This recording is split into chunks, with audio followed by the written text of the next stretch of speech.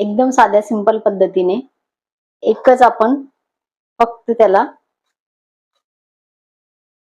एक लाईन अशी मारून घ्यायची आहे, चिरा अशा पाडून घ्यायच्या आहे। एका साईडने स्वच्छ मिरची धुवून घेतलेली आहे मी आणि शेवटपर्यंत आपल्याला ह्या चिरा पाडून घ्यायच्या आहेत। त्यामध्ये फक्त आपण दोनच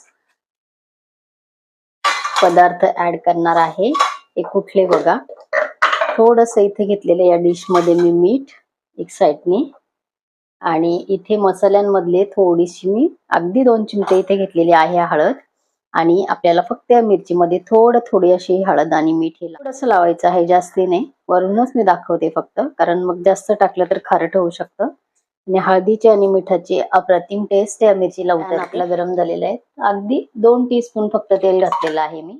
बाजू आपल्याला उलटी करून टाकायचे, छान असा कलर येतो मिरचीला। मी बंद केलेला आहे।